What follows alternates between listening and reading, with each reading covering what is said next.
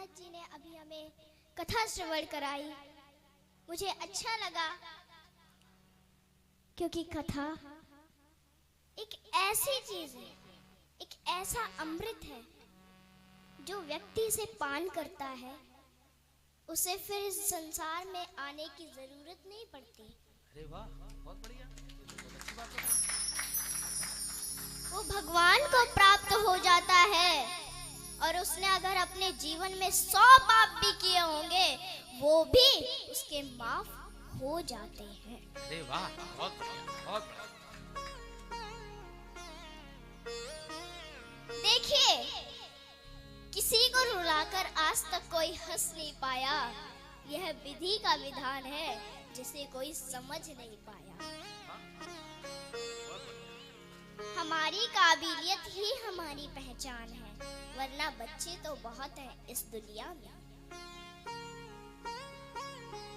जिसको सपने देखना अच्छा लगता है उसको रात छोटी लगती है, और जिसको सपने पूरे करना अच्छा लगता है उसको दिन छोटा लगता है। वो सपने सच नहीं होते जो सोते वक्त देखे जाते हैं, सपने वो सच होते हैं जिनके लिए आप सोना छोड़। आप अपना भविष्य नहीं बदल सकते तो क्या हुआ, आप अपनी आदतें तो बदल सकते हैं ना, और निश्चित रूप से आपकी आदतें आपका भविष्य बदल सकती।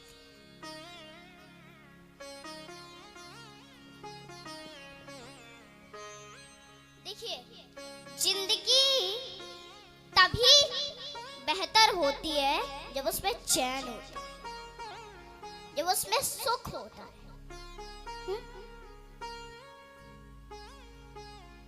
राम नाम तो जपते रहिए, वरना कलयुग में कल्याण नहीं होने वाला अगर राम नाम नहीं जपा तो।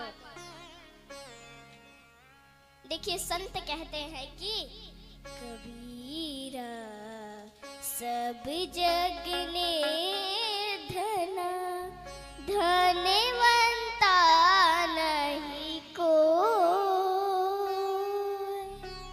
धनवंता सोई जानियो, जाको राम नाम धन होय। धनवंता तो वही है जिसका राम नाम धन है। यहाँ पे बहुत से धनी हैं, पैसे वाले, पर क्या करें भाई, कहते राम नाम नहीं लिया जाता है हमसे। अरे भाई, राम नाम लिवेगा कब, जब आप इस संसार के मोह माया में फंसे हुए हैं।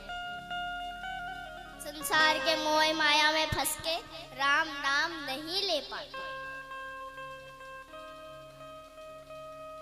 देखिए, अभी महाराज जी ने कहा कि ब्रह्मा जी के 10 पुत्र थे, तो उनमें से एक कर्दम भी थे। अब कर्दम जी ने समाधि लगाई थी, समाधि करते करते बहुत दिन हो गए।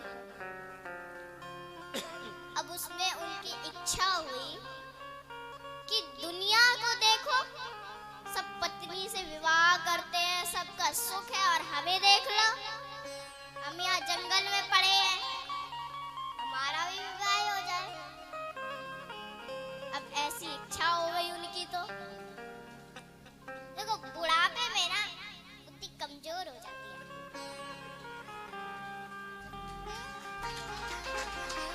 इसलिए उन्होंने सोचा कि किसी सुंदरी से हमारा विवाह हो जाए,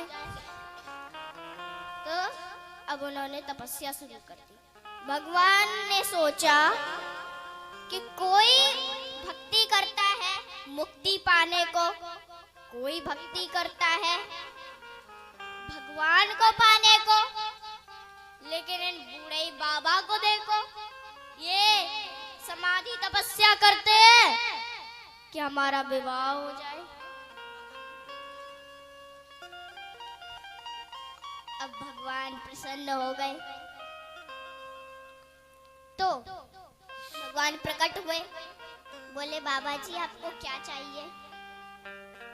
बोले कुछ नहीं। बोले आपको विवाह कराना है। अब भाई जब भगवान पकड़ लेंगे बात को तो डर तो लगेगा ना, क्योंकि ये संसार की मोह माया है। अब करदम जी बोले नहीं महाराज, हमें विवाह नहीं कराना।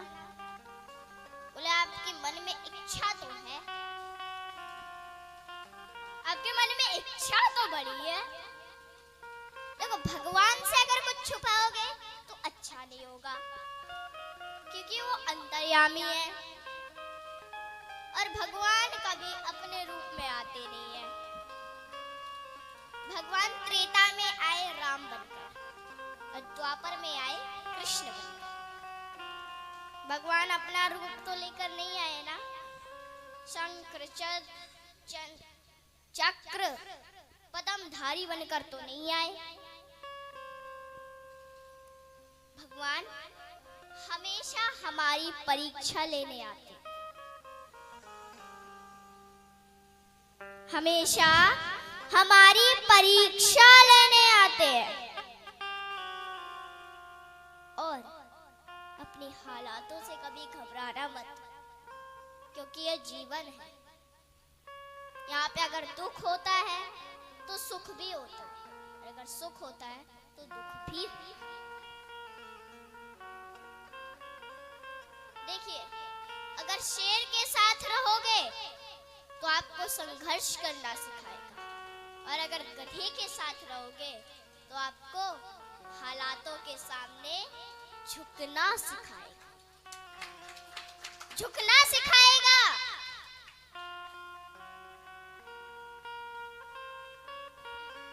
आप भगवान पर भरोसा मत करिए। ये मत सोचिए कि भगवान सब करेंगे, मत सोचिए। क्या पता भगवान आपके भरोसे बैठा हो। भगवान हमारे भरोसे भी बैठता है। अब देखो यहाँ पे एक व्यक्ति था, मंदिर गया, जाप किया भगवान का, भगवान प्रसन्न हुए। बोले मांगो वरदान। बोले महाराज मुझे कुछ नहीं चाहिए। बोले मांगना तो पड़ेगा।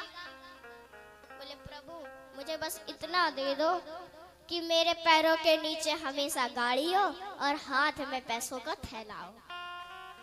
भगवान ने कहा ये क्या मांग रहे हो, इसके लिए तो मेहनत करनी पड़ेगी, और मेहनत के बिना तो कुछ भी नहीं है।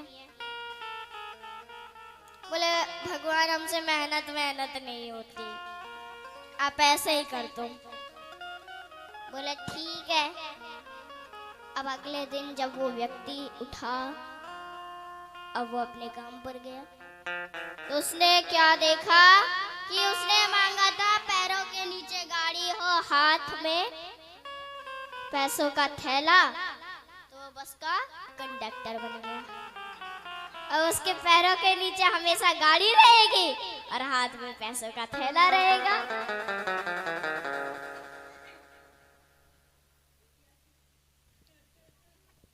देखिए चलिए थोड़ा सा राम नाम भजन करते हैं।